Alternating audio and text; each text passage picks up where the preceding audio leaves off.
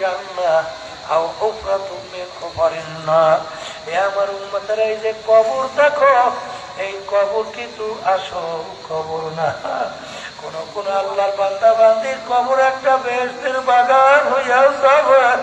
আল্লাহ আপনি আমার জন্য, আমাদের সবার জন্য কবুল করে না। আল্লাহর হাবিব বলে, ও আমার উম্মতেরা, কোন কোন নাফরমানের কবরের মধ্যে আখারে হুফরাতুম মিন হুফারিন নার, কোন নাফরমানের কবরের মধ্যে জাহান্নামের আগুন এসে ভইরা যাবে। আল্লাহ আপনি আমাকে মানে সবাইকে মাফ কইরা দেন। মানে আমি বলি নাই, কোনো পীর বলে নাই, কোন মুফতি মুহাদ্দিস বলে নাই, আল্লাহ রাসূল বলছেন, আমি শুনাই। কোন কবর বেহেশতের বাগান, কোন কবর জাহান্নামের আগুনের গুহা। আল্লাহ হাবিব বলেন, ও আমার উম্মতেরা, কোন কোন নাফরমানের কবরের মধ্যে 99 তিনইনান লাউ নুফিকা ফিল আরদি মা আনবাতাত খদরা। কোন কোন নাফরমানের কবরের মধ্যে 99টা সাপ জমা হইয়া যাবে। সাপ কেমন বিষধর সাপ হবে? জমিনের দিকে যদি মুখ কইরা ফুঁক দিত, কোন গাছপালা তরুলতা মাথা দেখাতে পারত না। আমার পরিচিত সাপ নাফরমানকে পেটাইয়া পেটাইয়া ঠোকরাইতে থাকবে। আল্লাহ আপনি আমাকে, আমাদের সবাইকে মাফ কইরা দিয়ে বাজানের পরে কিয়ামতের ময়দানে আমার মালিক উঠাবে। আর এই সূর্য আমরা দেখতেছি, এই সূর্য দুনিয়া থেকে 9,30,00,000 মাইল দূরে আছে।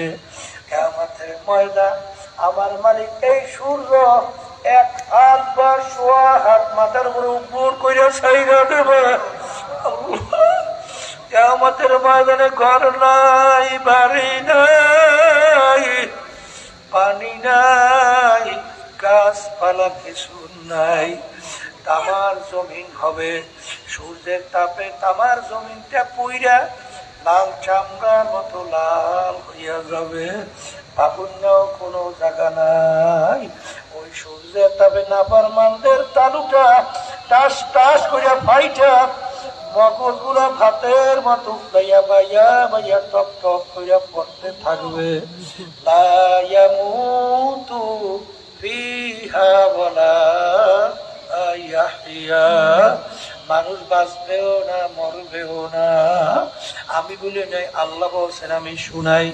এ দুনিয়াদার পাগল আমার বাবারা, ওই সময় আল্লাহর হাবিব সাল্লাল্লাহু আলাইহি ওয়াসাল্লাম হাউজে কাউসারের পাশে ছাদটা উঠাইবেন, আর ডাক দেবেন, উম্মতেরা আসো, তোমাদেরকে 1 গ্লাস হাউজে কাউসারের পানি পান করাইয়া দেব। 50,000 বছর সময়ের মধ্যে আর পানির পিপাসা লাগবে না। কোটি কোটি উম্মত দৌড় দেবে আল্লাহর হাবিবের ছাদটার নিচে। পথের মধ্যে কিছু উম্মতকে ফেরেশতারা টাইনা টাইনা ধইরা রাখবে। উম্মত গলা ফাটা চিৎকার মারবে, আল্লাহর রাসূল আপনি আমাদেরকে আসতে বলছেন, ফেরেশতারা আমাদেরকে আসতে দেয় না। ফেরেশতারা বলবে, আল্লাহর রাসূল, আরে এই নাফরমান আপনার উম্মত, আপনার সুন্নাত তারির উপরে অস্ত্র লাগাইছে। এরা মানব রচিত কুফরি তন্ত্র মন্ত্র ওইটা বাস্তবায়নের জন্য সেই দলের সঙ্গে জড়াইয়া দল করছে। আরে এরা জুলুমের ভিতরে লিপ্ত ছিল, বিভিন্ন আল্লাহর হুকুম মানে নাই, আপনার তরিকা অনুযায়ী চলে নাই। বলার সঙ্গে সঙ্গে আল্লাহর হাবিব সাল্লাল্লাহু আলাইহি ওয়াসাল্লাম তার দিল মোবারকের ভিতরে কষ্ট লাগিয়া যাবে। আল্লাহর হাবিব বলবেন, সুলতান সুলতান, দূর হও দূর হও, নাফরমান তোরা আমার উম্মত না। এই দিন আমার বাগানদেরকে বলবো, পর্দারে না বলতে বলবো, বাগান দুনিয়ার জিন্দেগি কিন্তু একটাই। একবার যদি কেউ দুনিয়া থেকে বিদায় নিয়ে কবরে যাও, আর দ্বিতীয়বার ফেরত আসা যায় না। এই দিন আমার বাগানদেরকে বলবো, পর্দারে মা বোনদেরকে বলবো, বাগান যাদেরকে মা পেলে মাওলায় নিয়ে আসে, আমার মালিক বড় দয়ার মালিক, বড় মায়ার মালিক, যদি মাপ চাওয়ার মতো চাইতে পারো, আমার মালিক শুধু মাফ করবেন তাই না, তোমার আমার গুনাহকে মালিক নেকের দ্বারা পরিবর্তন কইরা দিবে। আল্লাহুম্মা আমিন। হে ঘরের মেয়ে লোকেরা হাত উঠাও, গুনার কথা মনে করো, দুই চোখের পানি ফালা, আমার মালিকের দরবারে কান্দো আর মাপ চাও। যদি কান্না না আসে মন কি বুঝো রে মন, একদিন এই ঘরের দরজা দিয়া নতুন বউ হইয়া উঠিলা রে মন। কত মেয়ে লোকে শরবত খাওয়াইলো, কত মেয়ে লোকে বাতাস করলো, আবার এমন একটা দিন আসবে এই ঘরে দরজা দিয়া মরা লাশ হইয়া বের। ছেলে কান্দে মামা করে,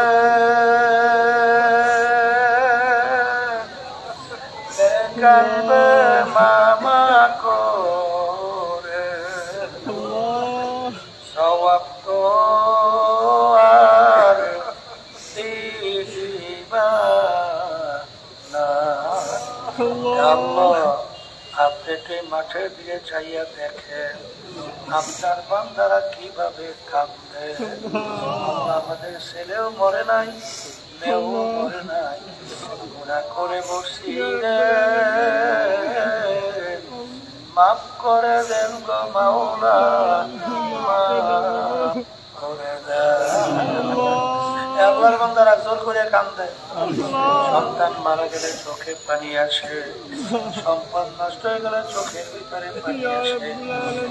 আমার গুনার কারণে জাহান্নামের আগুন জ্বলছে,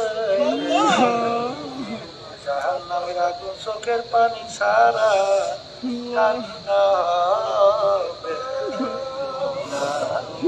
আল্লাহ তাদের ছেলে মাফ হইল, যারা মাফের জন্য চেষ্টা কাটতে সাহায্য করলো, আমরা যারা মাফে উপস্থিত হয়ে গেলাম, আল্লাহ আমাদের সবাই উপরে খাস মেহেরবানি নাযিল করেন। আল্লাহ আমাদের আম্মা আব্বা দাদা দাদু নানানো আত্মীয় স্বজন যারা অন্ধকার কবরে শুয়ে রয়েছে, সবার কবরকে বেহেশতের বাগান বানায়া দাও। সুবহান রাব্বিকা রাব্বিল ইজ্জাতি আম্মা ইয়াসিফুন।